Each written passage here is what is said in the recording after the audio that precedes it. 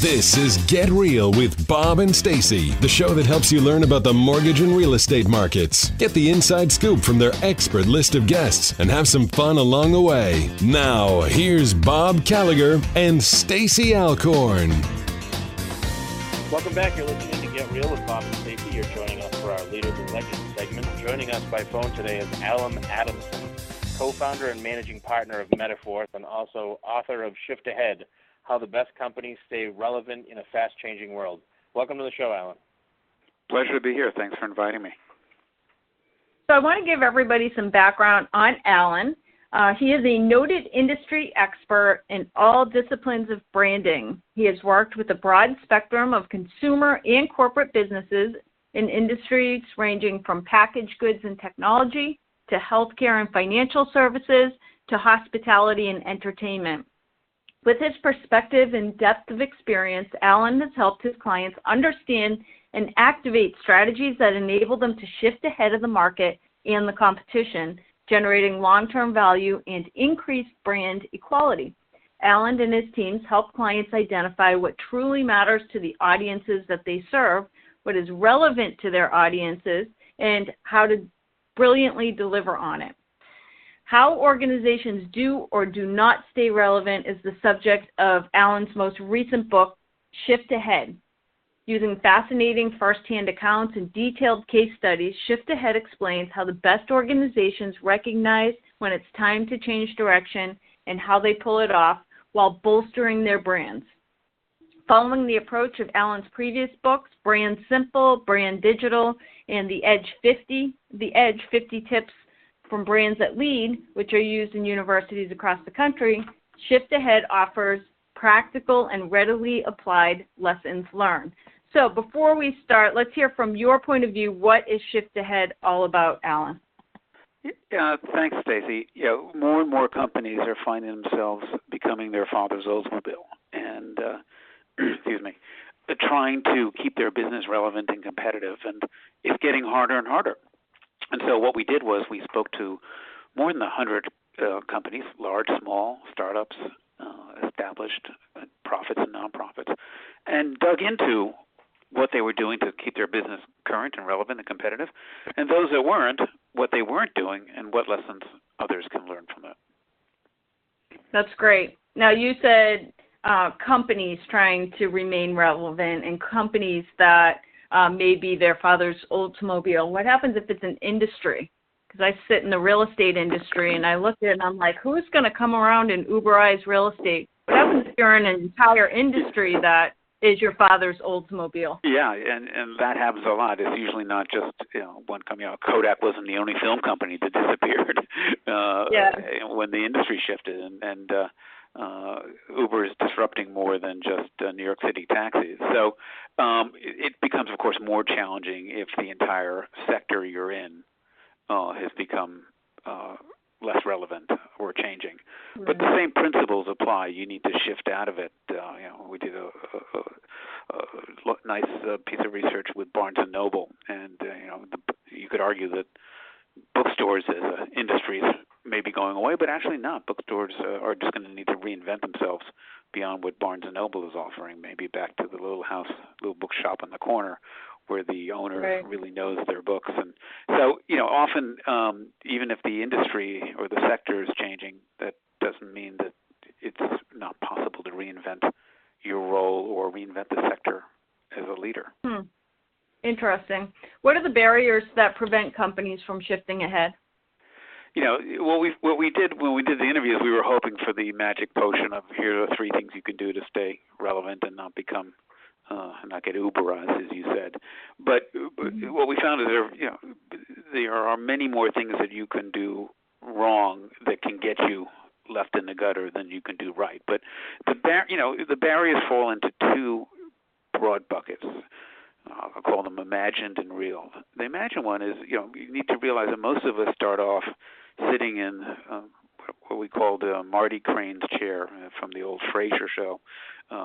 His father had this old chair, and most of us are much more comfortable with the familiar and yesterday. So, one of the barriers is that people are just comfortable doing what they did yesterday. And by the time change comes, they are unaware. They're on what something else we call, cruise control. They're just doing what they did, and it worked yesterday, and it ain't broke, don't fix it. And that sort of headset, is a major barrier to preventing you from shifting ahead. And so part of it is to realize that you're starting in the end zone. You're starting in the chair on cruise control, and if you're not aware of that, it's going to make it that much harder. Right. Wow. So as for companies that recognize it, because I agree, number one, it's just having an awareness, which many people don't, but even if you have the awareness, what are the things that could limit somebody's success in even being able to shift? And that gets back to a little bit of where we started the conversation. Many companies play too much tennis and not enough golf, and let me tell you what I mean.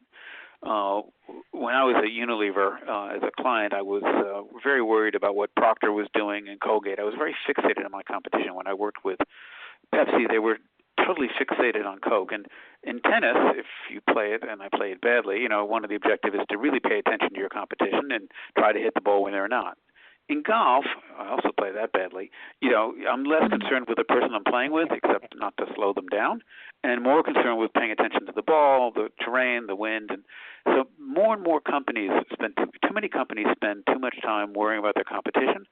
And as you indicated, disruption usually doesn't happen right in front of you. So Gillette, was very focused on Schick, and if they cared about any competitor, and they weren't really, looking out to the side, and they got disrupted from not a major player, but somebody who came at it from outside the category with some technology. So one of the barriers and one of the success factors is to zoom out and not be myopic. And yes, you need to pay attention to your direct competitors, but more than likely you're going to have challenges that are not right in front of your nose. And as an expert in shifting, do you ever tell companies that, hey, it's too late to shift? Yeah, and if we say why do most companies fail at this? Most companies fail because they start too late. By the time they finally decide to shift, their gas tank is empty. They have no more money. They're into cutting people back. They've lost a lot of their talent. So part of success is starting early enough that you have enough horsepower to shift, because changing anything takes time and effort, and most people don't get it right on the first swing. So you need to have enough gas in the tank to take several swings. So being too late is the number one problem. And there are many companies today that are still trying to shift. You can look at the terrible, the retail situation, whether it's Sears. They continue to try things, but it is probably too late to turn Sears around in its current form. It's not a question of closing a few more stores and putting new lights in the store and maybe moving the shelves around. Right. To some extent, that could be like moving deck chairs on the Titanic. So too late is probably which says if there's one thing you try not to do, because once it's too late, once you're out of money and also out of talent, your best people have left, it is really much harder to shift ahead. Yes. I'm reading a book about Google, Facebook, Amazon, and Apple were the largest companies in the world. And it was an interesting, the one about Amazon is so interesting because they spend billions of dollars every year just trying out new things, like starting new companies, trying new things. And to them, it's like, if it fails, it fails. But your average company, like how could an average company, there's so many different ways you could potentially shift, and there's only so many resources. How do you figure out which way to go and where to spend your money shifting? Yeah, that's another big challenge, is that even big companies get into the picking which way to go. They get caught in what we call, the classic analysis paralysis. We could do this or we could do this. And if you're in a very risk-averse environment, which most companies that are successful, the more successful you are, the more nervous you are, the more risk-averse you are, you then end up analyzing and trying to find the best answer. And usually it's never a 100% sure this is the answer. It's usually 51-49. Toys R Us for years tried to figure out, do we go and become a better price competitor, compete with Walmart and Amazon, and just focus on price, or do we go super high end and focus on advising you on what's the best toy for your kid? And they did both. And of course, by the time they executed, either they didn't win the price war, and they didn't win the la-di-da experience, and so they ended up messing up on both. So that notion of trying to figure out which way to go, and the companies that shift ahead both make a decision early on that we're going to bet on this, have enough horsepower in their tank to potentially do it, but also have enough to make, if they don't get it right the first or second time, because the other belief is overnight success happens overnight. Amazon didn't happen overnight. It was a long journey, and they didn't get it right away. In fact, Barnes & Noble looked at them and said, they're not serious. I'm not going to deal with it. And by the time Barnes & Noble realized, maybe people will buy books online, they started their own website, but it was too little too late to catch that train. So, part of it is that culture of being comfortable trying things and not succeeding versus being perfect all the time. Yes. We still have about 5 minutes left, but anybody listening in, we have Allen Adamson, co-founder and managing partner of Metaforce, and he's the author of Shift Ahead. Allen, while people are engaged, where can people buy your book? In your local bookstore in a corner, if you can find it. Of course, on Amazon and the other all the other online outlets as well. And I have a question too, Allen. Yep, go ahead. What does it take for individuals to stay? What does it take for individuals as well as organizations to stay relevant in such a fast-changing society? One of the things we found is that leadership is important, and every one of us can be leaders. So, as an individual, to keep yourself able to shift ahead, you have to get out of your bubble. You have to, too many people try to stay relevant by, reading emails and reading things and watching it. And the best leaders, the ones we spoke to, that really helped their companies stay relevant, tended to get out and be with their customers every day in a bit of a Andy Grove, only the paranoid survive. So, for example, we had a couple great conversations with the folks at Marriott, and one of the sayings people used to have about Bill Marriott was his feet never touched the desk in those days.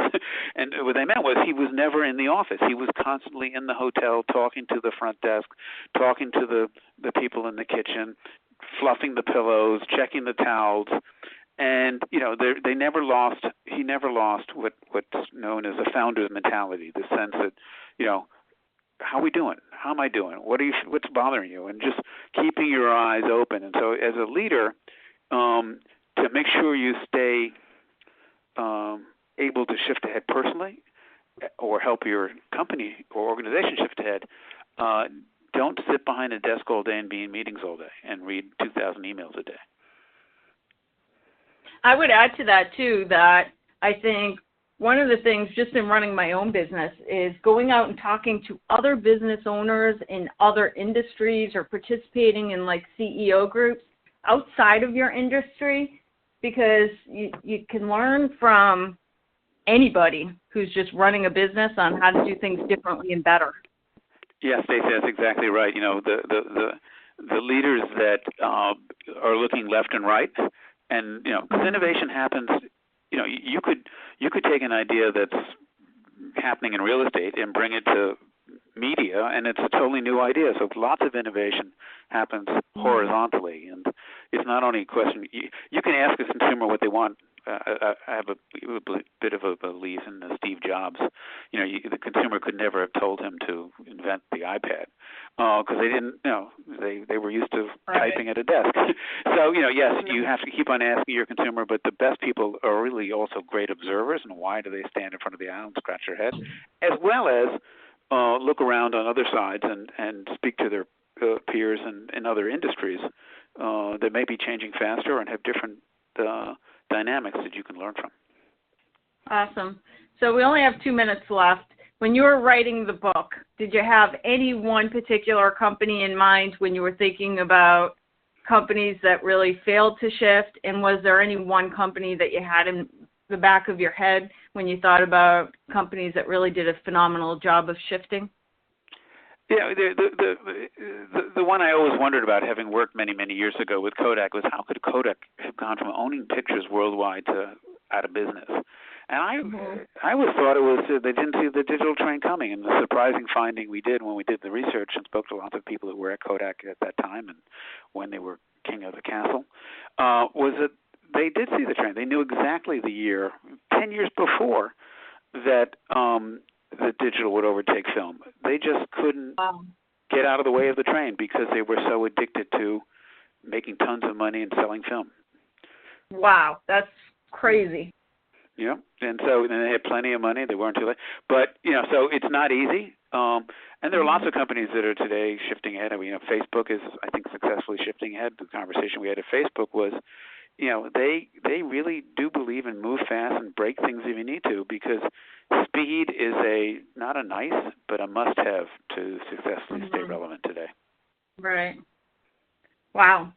Great stuff. Thank you so much. Again, this was Allen Adamson, co-founder and managing partner of Metaforce and author of the book, Shift Ahead. Thank you so much for joining us today.